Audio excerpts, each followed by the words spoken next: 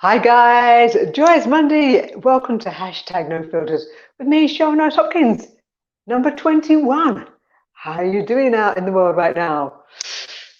Today, sharing, exploration, pleasure, pleasure, pleasure.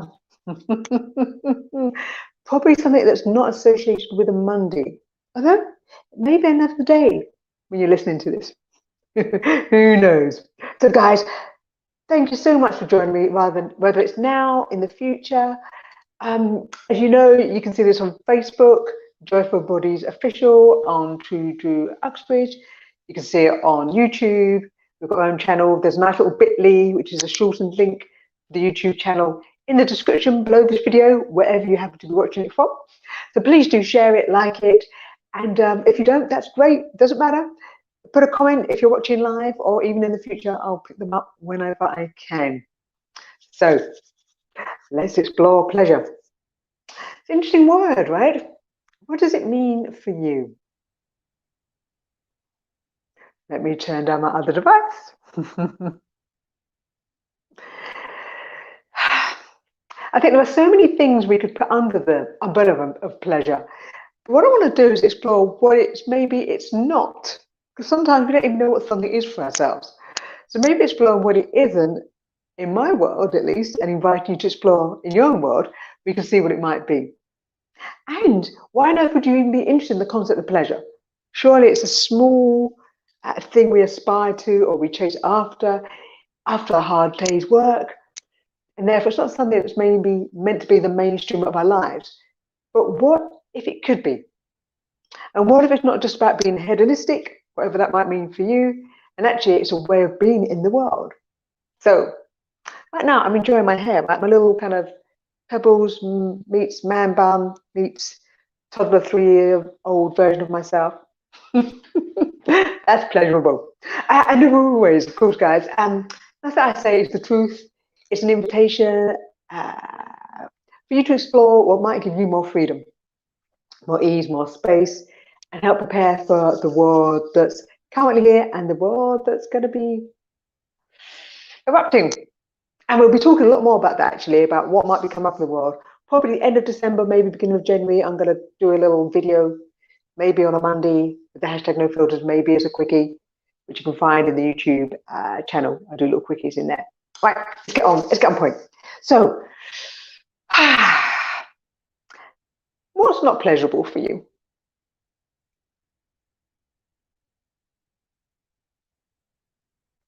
Right now, I'm kind of got an empty space. There's nothing really coming up in my mind.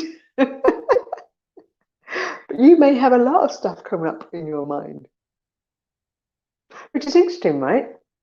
Because how much of your day is filled with what you would consider non-pleasurable? How much of your life? I could feel like don't go there, Cheryl. Don't ask me that question. I don't want to know. La, la, la, la, la, la, la, la, la. I don't want to hear it. That's fine. And it's not about making you wrong or making pleasure right. Ask a question. I offer an insight from a space of, what might I like to be different? Or, oh, I hadn't noticed that. It's from that space, right? You can change it or not. It doesn't matter. And because there's layers here as well. So there's the concept of looking at what might not be pleasurable versus what you might deem pleasurable. There's also the next step, like almost deeper into it, where you can start to see things from a more neutral space and not even get caught up in it, to a step below or past that, which is like going through an iceberg, like going down to a space where everything can be pleasurable because you can just have joy with it. And there's things that might be naturally more expensive. But a lot of what we deem pleasurable is based on what we've decided in here, right? The meaning we've given it. So when we change how we see things, the perception we have, the meanings we give things, we can go to either a neutral space or we can turn things into a pleasurable space. So let me give you some specific examples. And I want to share examples from my own life because guess what? I'm a real person. Oh no, that could be questionable. But by sharing everyday stuff, right? the mundane, then it kind of gives us maybe a bit of a spotlight. So what I'm hearing a lot at the moment is still people um, complaining about what they can't do in the world right now. They can't go on holiday.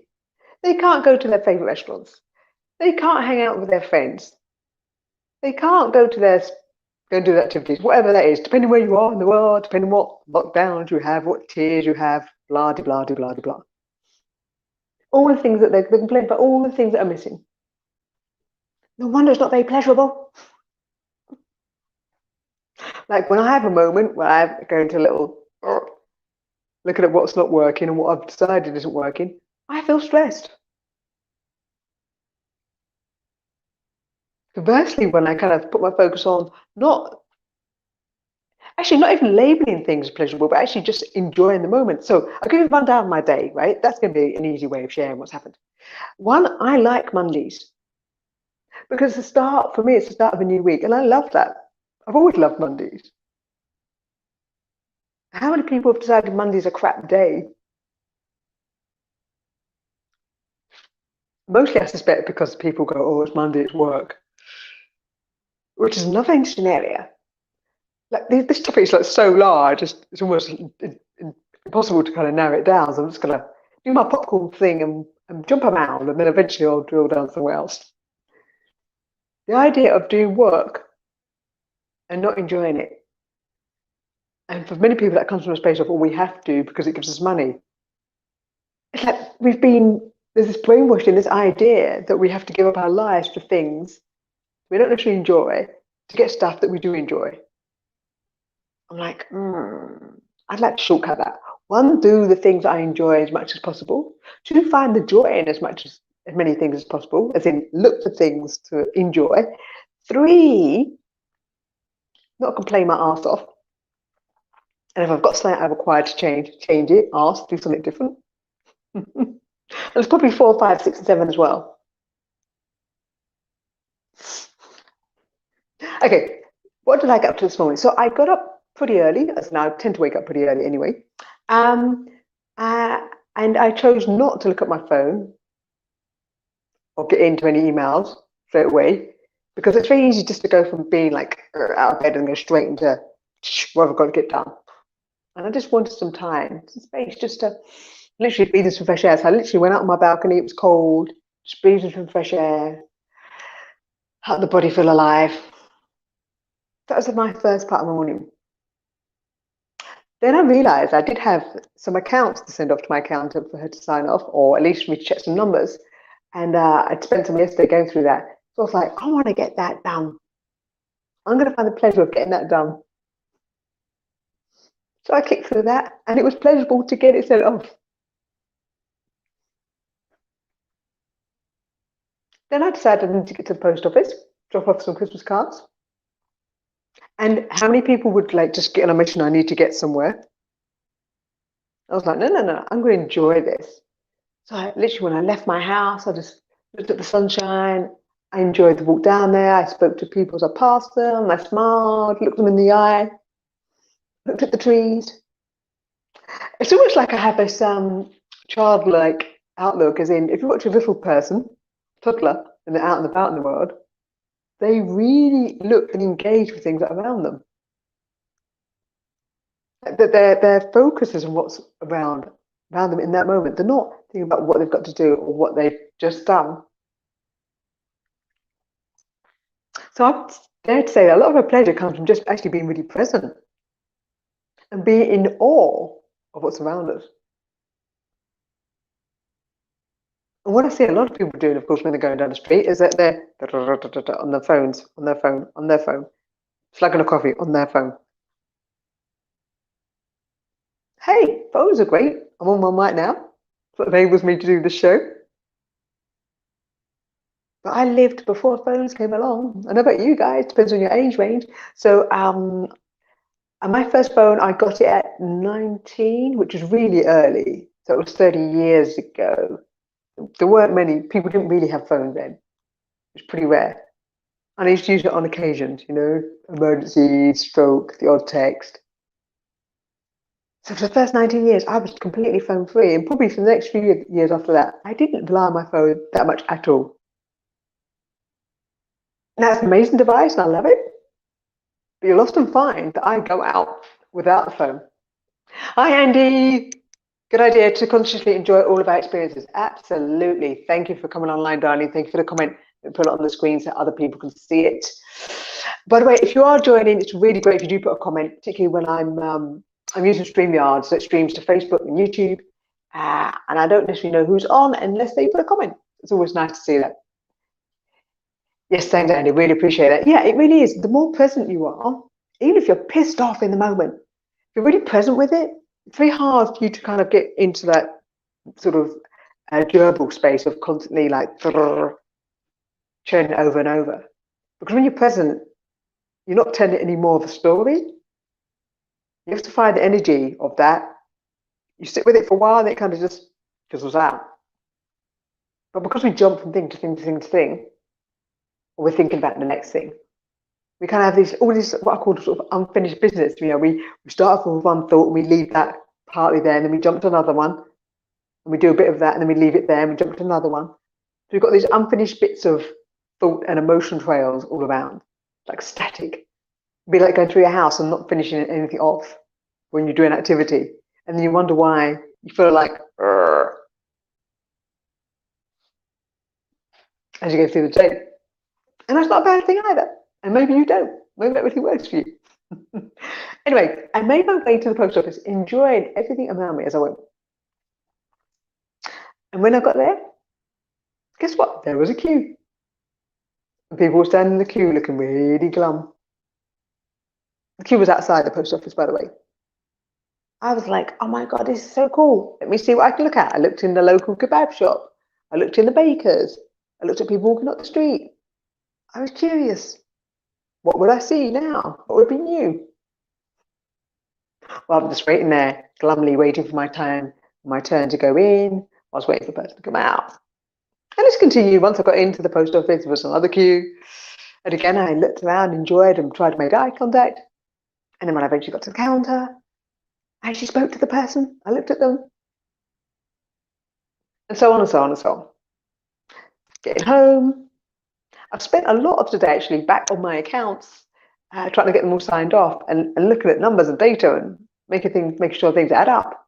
Many people might think that's like, oh my God, that's so numbingly mind-boring and not very pleasurable. But you know what? I love getting stuff done, even when I want to resist it. And this is interesting, right? Because we think pleasure's in the things that are light, that come with ease, that don't require effort. What if pleasure isn't everything?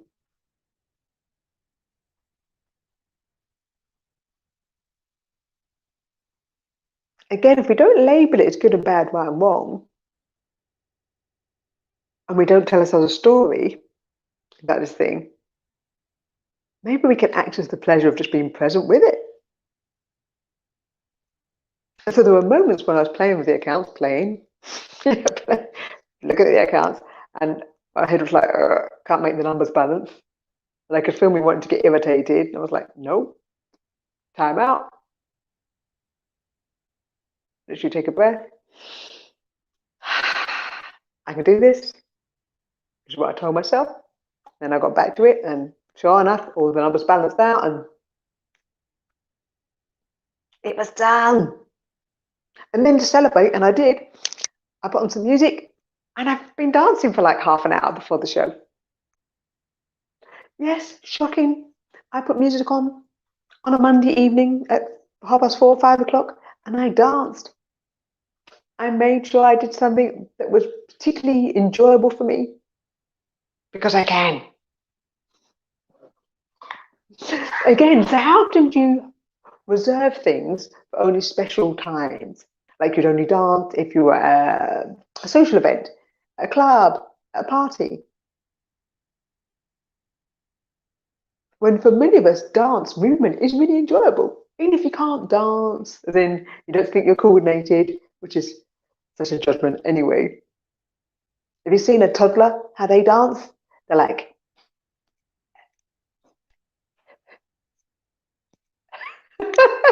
I had visions of Trump there as well, like Trump's dancing, which I love. I totally love that. And he totally owns it. Have you ever tried to dance with a toddler? Their rhythm, I don't know what it is. It's just they're just in it and on it. It's not the rhythm that I have, but I love the freedom they have with it. And in fact, sometimes my partner and I will have toddler dances, completely like out of sync, and it's like the most fun ever. So what I'm sharing here is like throughout the day, the most mundane things. I mean, mundane is in everyday stuff. For me, talking out accounts, for me going to the post office, for me um, deal with admin, doing a bit of domestication. I've taken the time throughout to enjoy it, to be present with it. So my daily life is about me finding much pleasure as possible. Plus, of course, there are things that I do add to it that are pleasurable for me. So what about you? A couple of thoughts. One, what can you add to your life that's pleasurable? Like the tiniest of things. And I also have my space where not being about, I need to go out there and do things in the world, because we've been so entrained, conditioned, brought up to believe that pleasure is about external stuff, right? Going out for dinner, going away, spending time with particular people, buying things, having an experience outside of us, which normally involves money and going somewhere. So if the world is currently more closed down, or the access to those things is restricted, is it any wonder people are feeling as if there's a lack of pleasure in their lives, a lack of joy?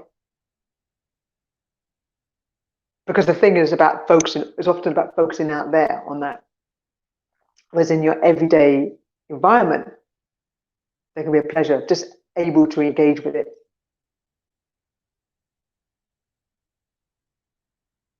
Now let me do it like a 180. I feel like I'm in contradiction here because sometimes I talk about the outside world and sometimes the inside world. But I guess that's the joy, that life is a contradiction. And it's very much about when we're no longer in this fixed space that things have to be this or that we can embrace that contradiction and enjoy it. Maybe today's show is less about pleasure, pleasure, pleasure. Maybe the title's more about joy, joy, joy. Maybe that's more apt.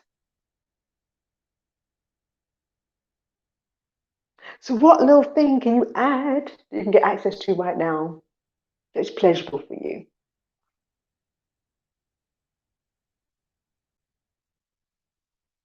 Something I added to my life about, where are we now? So December, about September time.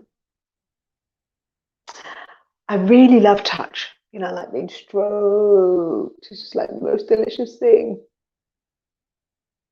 It never used to be particular. I wasn't particularly interested in any of that. As I've become more aged with who I am, my body's like more energetic and I'm more connected to it. There's less fight in my world. My level of sensualness, or my desire to receive it has increased. My ability to receive it has increased. Maybe it was always there, but just sort of locked down because in my need to be in control and to be independent, I would drive so much that I wasn't necessarily able to enjoy the sensualness, whether it was food, textures. I could always receive it to a great degree in music and had a particular interest in particular music, and I could feel it through the lyrics and through dance, through movement. But it wasn't so much about touch. The touch has become more and more and more delicious for me and my body. Like my body adores it. And so I realized that I wanted it. My partner does give me touch, it's gorgeous, but I wanted it like daily. And I don't mean, you know, as he passes me, strokes me, or he hugs me, or which he does anyway. I wanted like a big chunk of time each day. So I realized it was like, I want this to be a core part of my life and my living experience. And I have a completely different body clock to my partner. You know, I'm up early, he's more of a late kind of guy. So I literally just said to him, hey, I really, really would like daily like time to snuggle and hug and be stroked every day. every day. And pretty much, with the exception of maybe 2 or 3 days in the last 3 months, we have made that time every day, an hour and a half, 2 hours, going laying down and just like spending time just hugging and being stroked. It's been like the most delicious thing. How hedonistic, huh? To take that time every day, pretty much, and have something that I enjoy. And he enjoys too, but I'm not going to speak for him, obviously. And particularly as women, right? Women don't normally necessarily ask what they enjoy. They might hint at it. It's very rare, I think, for them to ask, particularly from their partners, even from their friends, their family, for what brings them joy. They're so focused on either giving it to other people or taking care of other people and their needs that they're running on empty. And then they get crunchy. And guys too, right? Guys might have a different way in which they go about it and what joy is for them. And I would say, in terms of our bodies, I mean, there are guys who adore touch and the sensualness of life. When I say sensual, I mean the senses being alert. Not the same as sexual and that energy. They're two different, very different things, sensual and sexual. And they can be brought together for sure. But I think most of us, we've learned that as children, we may have received touch and kind touch. I mean, what do we do to babies? We stroke them. We're so gentle on their faces. We rock them. We're incredibly affectionate towards them. And it's not sexual for most of us. We engage in their wonders. They look at the world, they smell the world, they taste the world, they touch the world. For many parents, when they're new to parenting, they come alive again because they start to see the world through their little person's eyes. So it's totally accessible. So what makes your senses feel more alive? How you can start to turn them back on, to reawaken them. Do you have a sense of, do you have like a strong sense of smell? Do you enjoy smells? Take the time to smell things as you go through the streets, past flowers, in a supermarket. Smell your partner. Or maybe not. Again, depending on how you label things, right? Or you label things as enjoyable or not.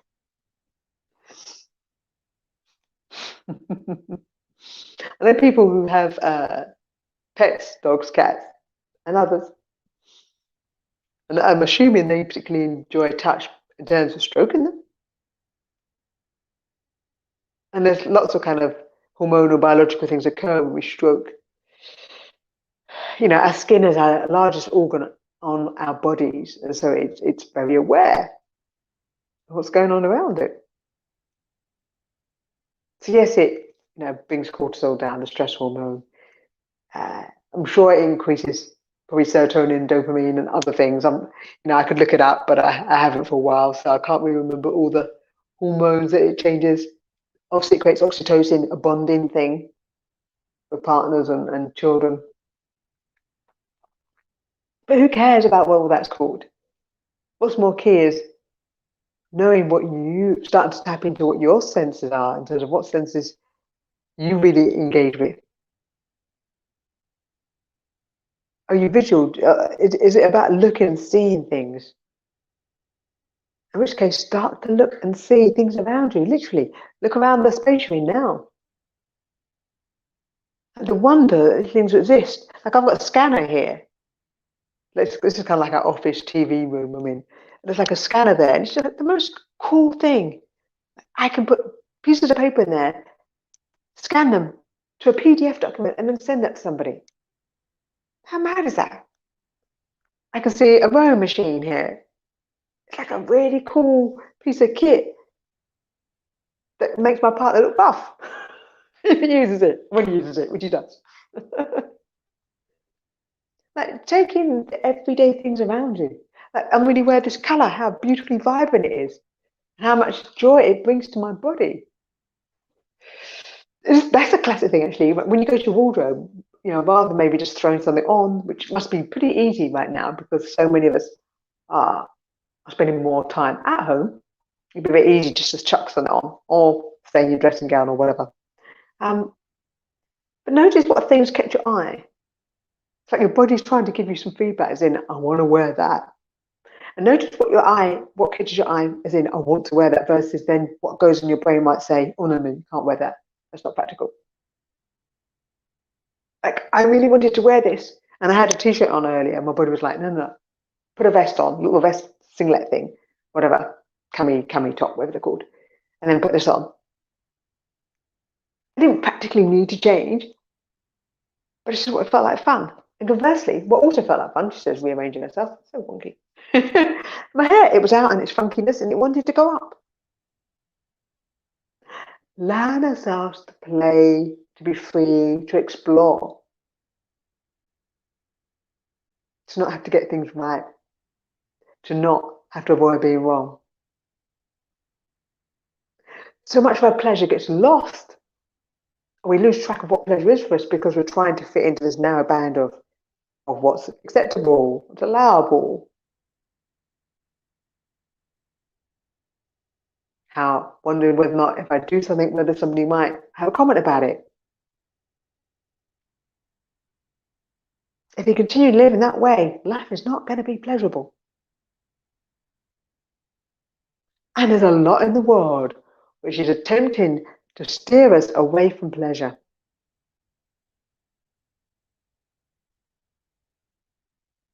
The constant outpouring of trauma, drama, fear, anger, frustration in our media, in our entertainment, movies, music, even in people's conversations about what's not right in the world based on their perspective. And the decisions and judgments you have about yourself, your body, your life, your partner, your income, your amount of freedom, blah, blah, blah, blah, blah. It's very easy to get caught up and churned in the grrr and seeing a lack of enjoyment, a lack of pleasure in your life because you've given meaning to those things and are feeding yourself with them. I mean, how often do people get up in the morning, they go straight to the newspaper or whatever, the device or whatever it is, or in their Facebook feed or whatever it's going to be, and it's just like barrage of like, what's going on? Is it any wonder it's hard to find a space of joy or be in joy if that's what you have as a daily diet to start the day with?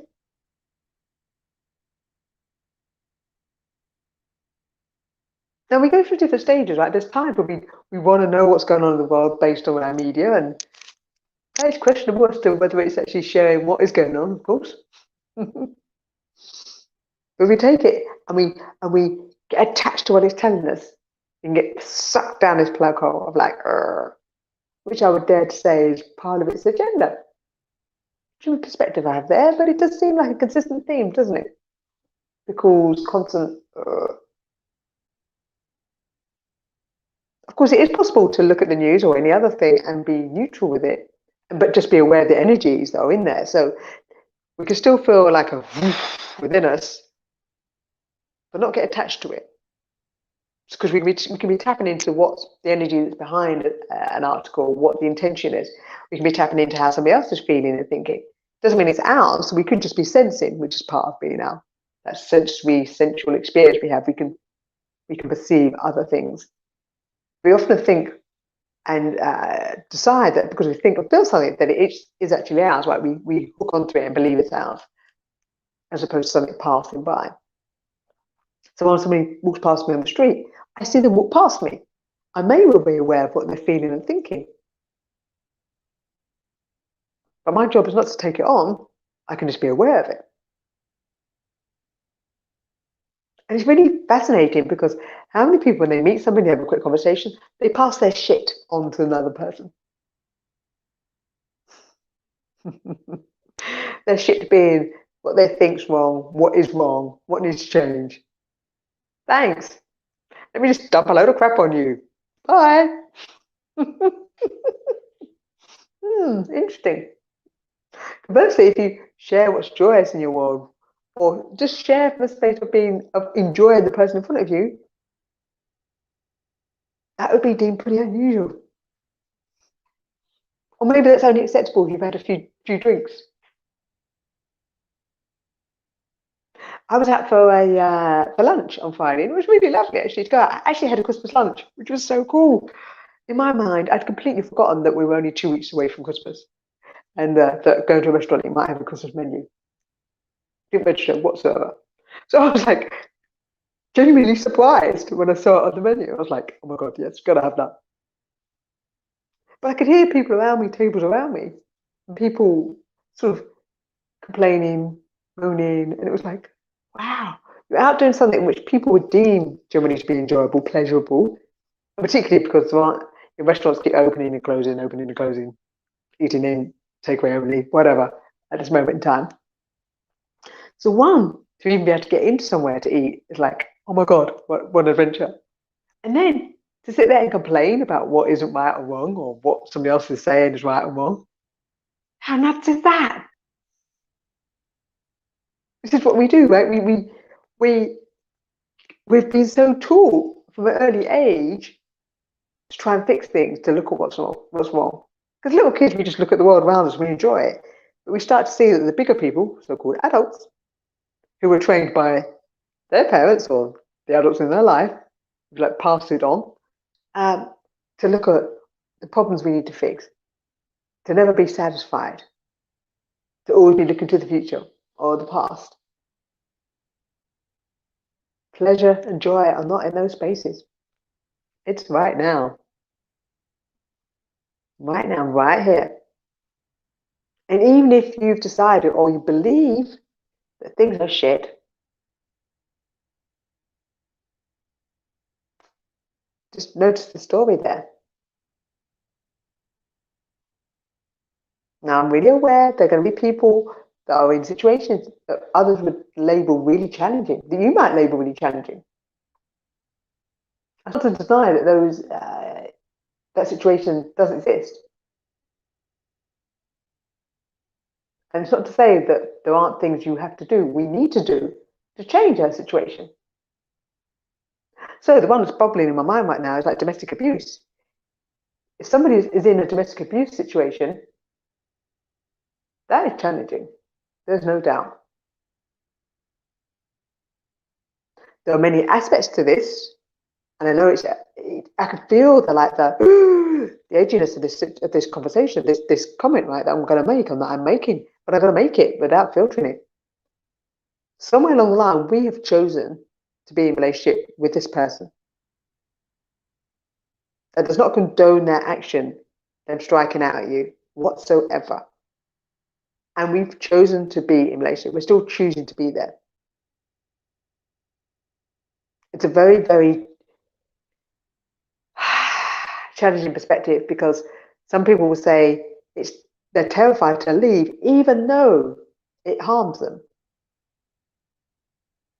Because it's like the devil they know. And often some people only leave if it becomes a threat to their children, if they have children.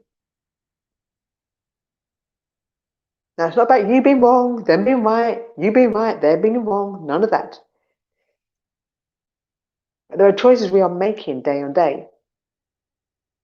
So sometimes we have to make the choice. We have to cut something and we have to go.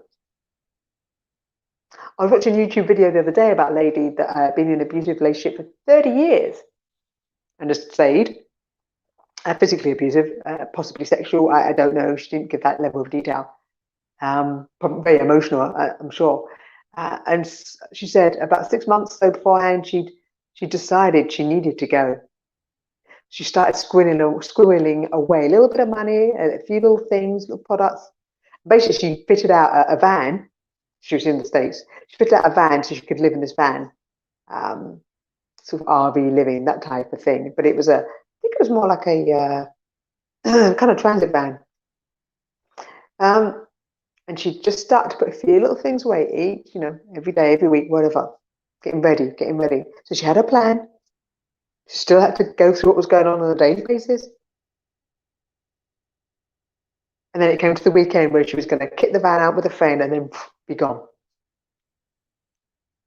So it's not necessarily always about cutting what's going on in our lives, cutting the job we've got, cutting the person that's in our lives out, cutting out the activity. I get that there are steps we need to take. But a lot of what our joy and pleasure is about, one, being honest with ourselves, two, being willing to do what's uncomfortable, and three, committing to taking little steps for ourselves, daily, weekly, whatever it is, to move towards more and more and more pleasure and joy.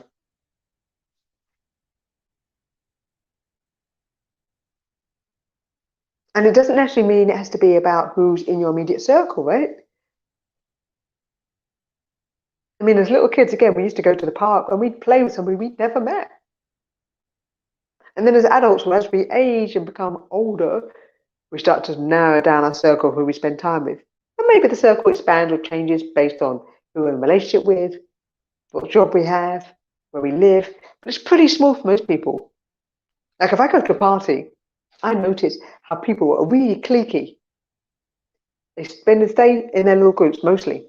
And I'm the person who will go around different groups of people on my own and like, hi.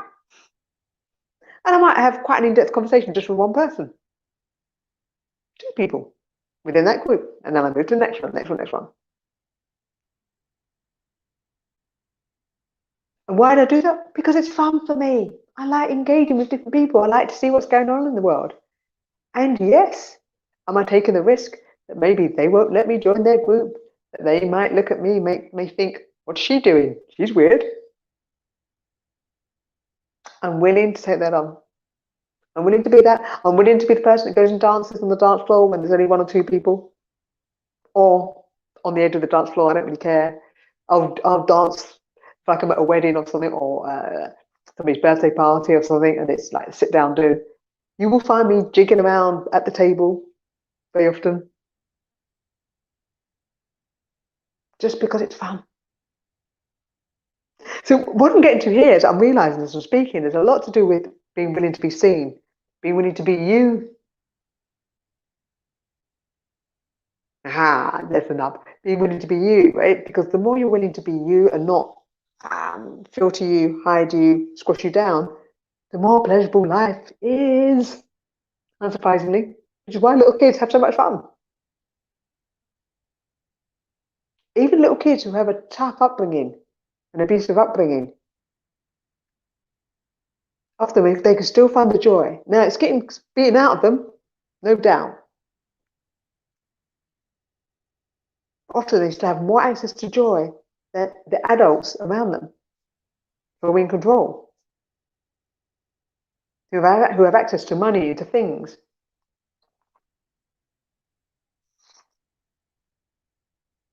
So guys, the more you can start to follow your natural impulses, those little thoughts where you think, oh, I shouldn't, but I want to. That's like your essence. That's the aliveness, your life force wanting to come forth and come out. And you may not act in it all the time, and that's fine. You don't have to. Like this thing that come through me that was seriously cheeky and would probably get me into trouble if I actually did them. But I really enjoy the thoughts, and I go with that, and I don't filter it. So, for example, I'll share because hey, hashtag no filters. I don't know. I can go past somebody's house and I can't think of specific things that are recent.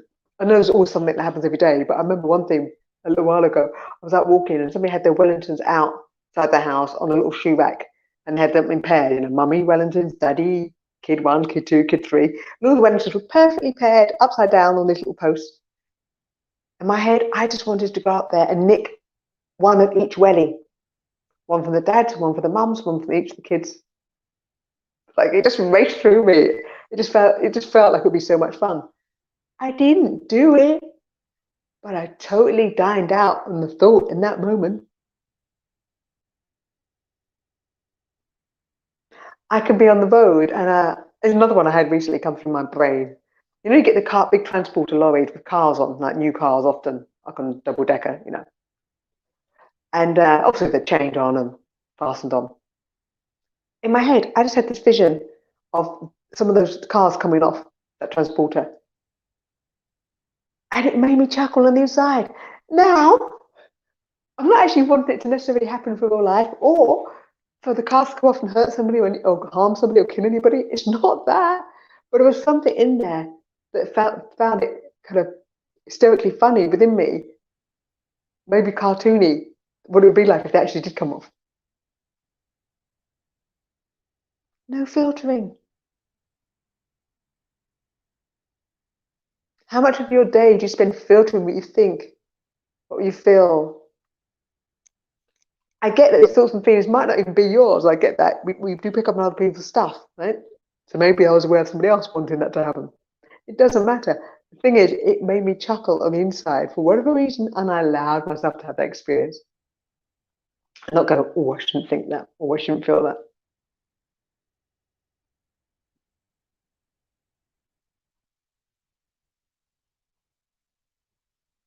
The less you filter yourself, the more you go with your impulses, the more you will become aware of what's true for you and what is pleasure and joyful for you.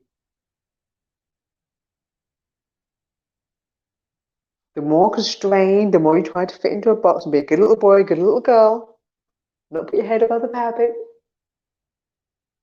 the less pleasure, the less joy, the more stress, the more depression, the more anxiety there is and will be in your world.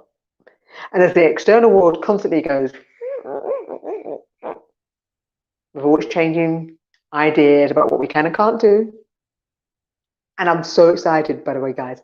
I'm so looking forward to sharing with you what I think has been going on and what I think is going to be going to occur going forward next year. And as I say, I'll probably do that at the end of December, straight beginning of January, either as a hashtag no filters on a Monday, or maybe as a kind of 2 or 3 parter quickie video, which will also be on the YouTube channel. If you look, there's a number of playlists there. There's one called Quickies, which is where it could end up in. There's one called Life, which these type of things come under. One just exploring different aspects.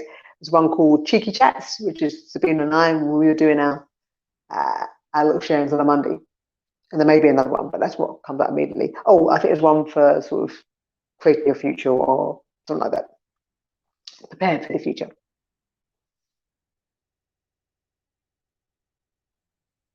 But the more we can let those natural urges come up and come out, the more we start to discover. It's almost like we suppressed and have been suppressed.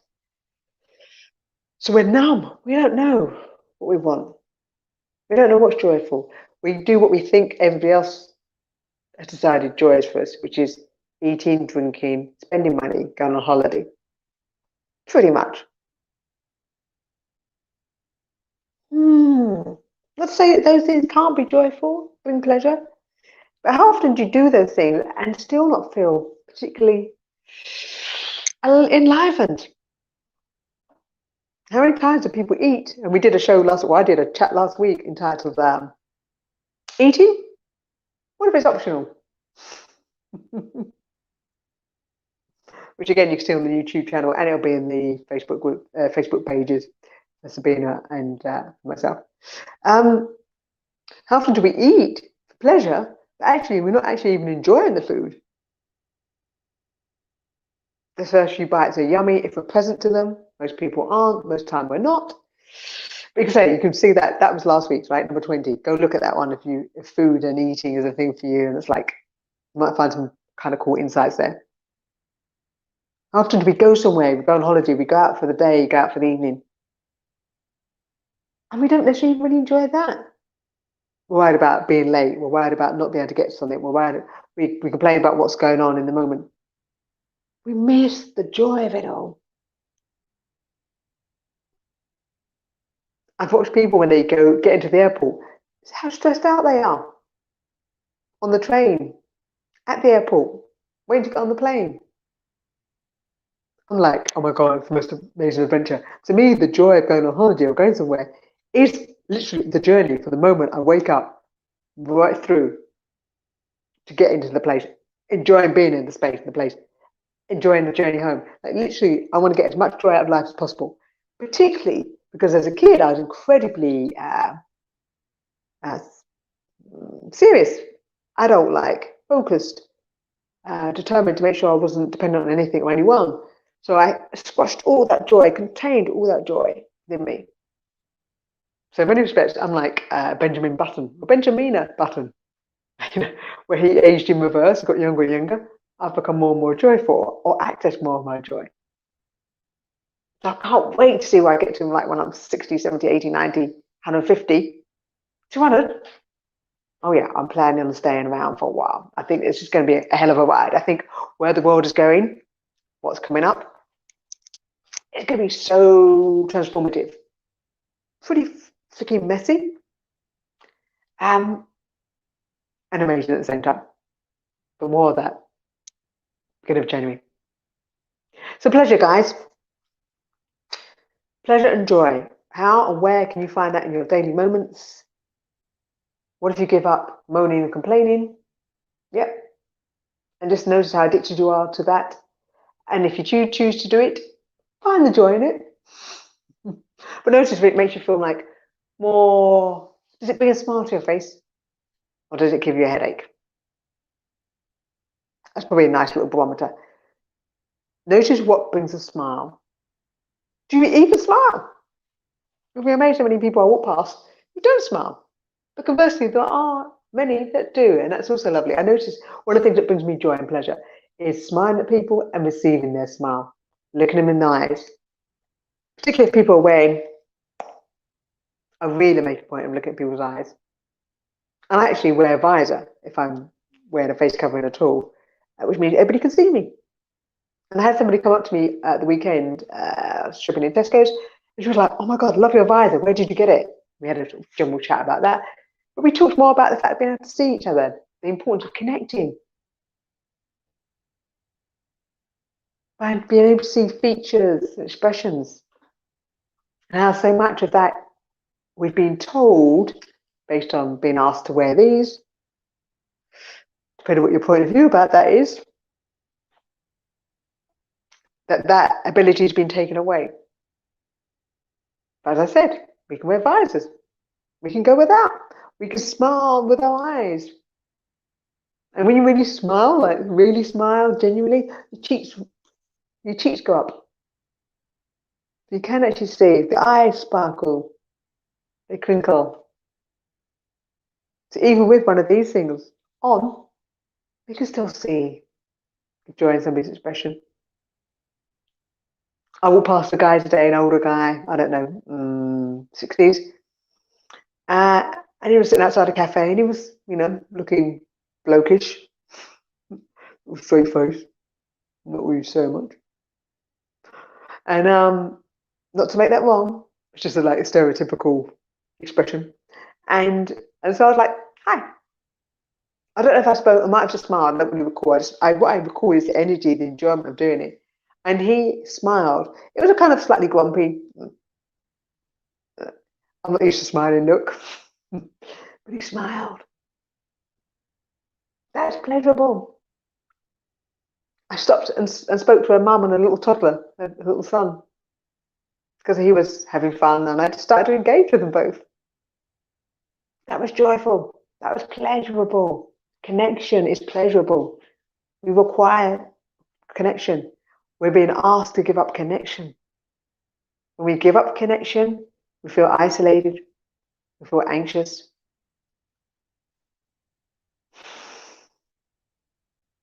We go to fight, flight, freeze, fall.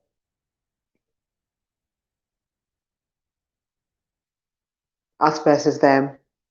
We become more controllable. We become more controllable when we disconnect. When we connect with others, facial expressions, conversation, online, in person, present with what's going on. Those bonds of affection, as Dr. Jacqueline Hobbs so beautifully puts together, mentions in her body of work. She's known as Oracle Girl, which is fascinating stuff, the energetics that she's inviting us all to. Those bonds of affection, that oxytocin, that serotonin, whatever all their lovely biochemicals are, they go through our body. The life force of creation, of what we are, of divinity, sparks through us. I'm sure you've all heard of, orphans in obviously in orphanages.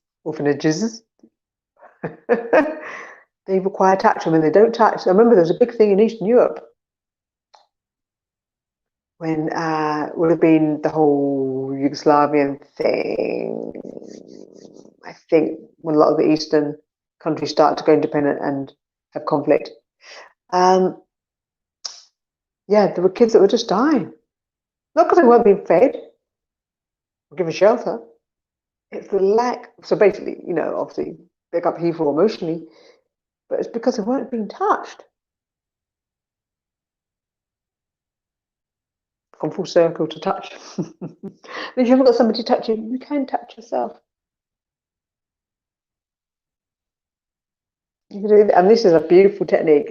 It comes from a body of work, where basically it calms the brainwaves down. Allows the body to go out of that fight, flight, freeze, fawn space. But even that, again, who cares? I mean, it's great that there's models and there's protocols and there's tools. But we know this naturally. It's instinctual. We go to a friend if they're in distress and we put our arm on them, we might stroke their arm, or we hug them and we stroke them. So you can do it for yourselves. Like right now, my body's like going, ah. Oh. And maybe yours has calmed down a little bit.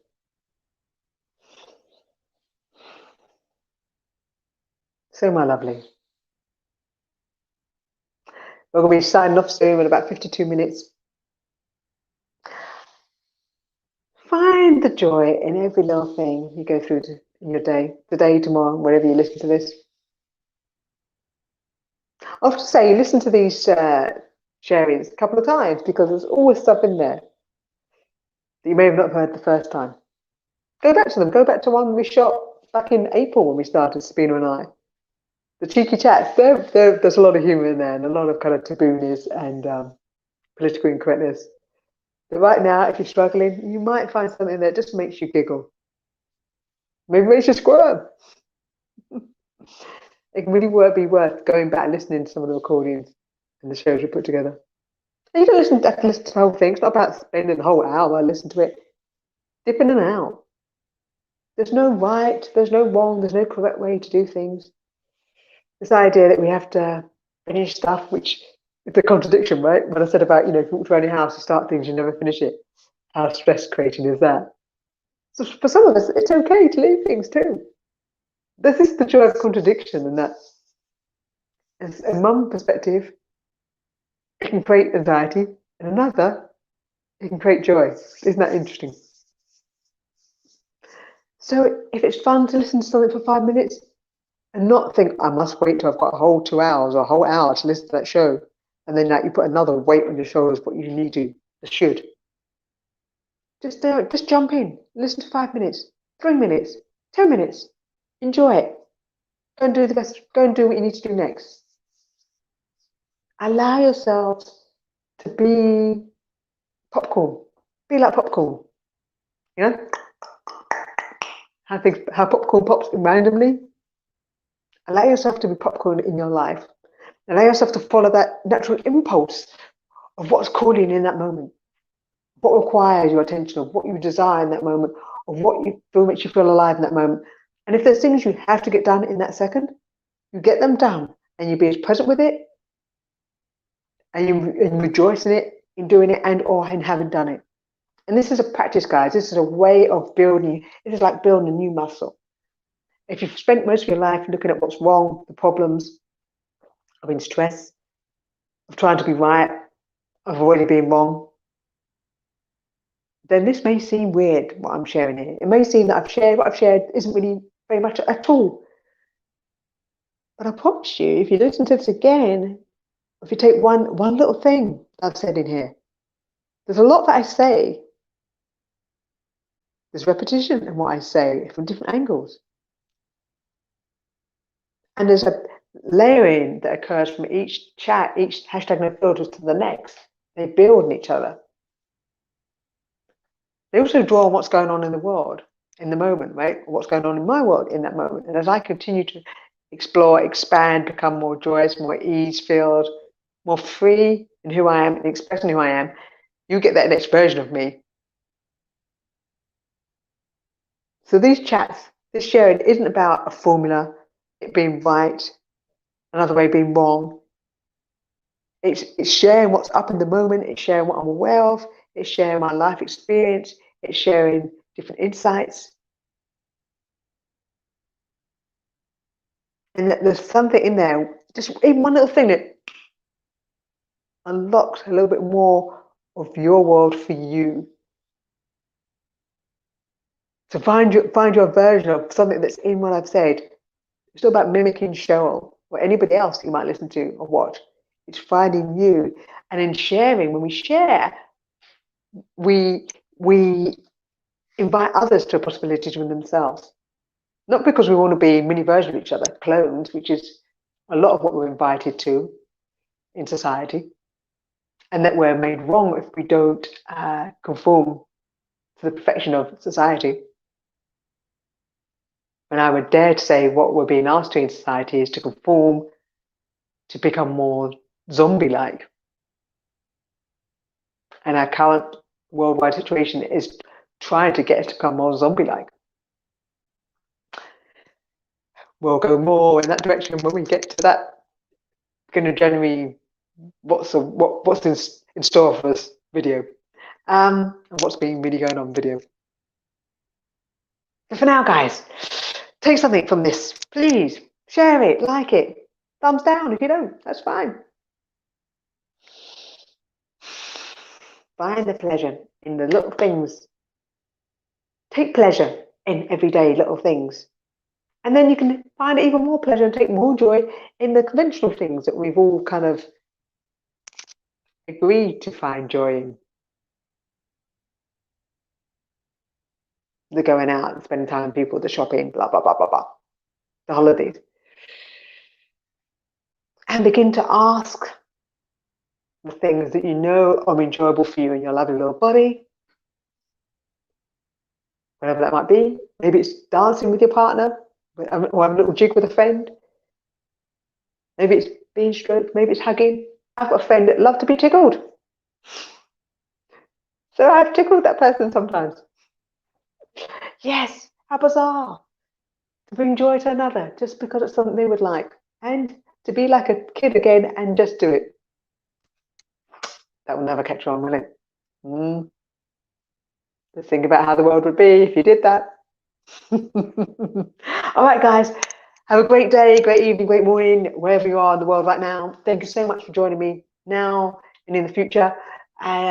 Please do share, like, subscribe, YouTube, Facebook pages. All the contact details, the link details are in the description below the video. You can also obviously get in touch with Sabina through her page. You can get in touch through my Joyful Bodies official or my email, which is cheryl@joyfulbodies.co.uk. Again, that's in the description box. I look forward to sharing whatever comes up next week.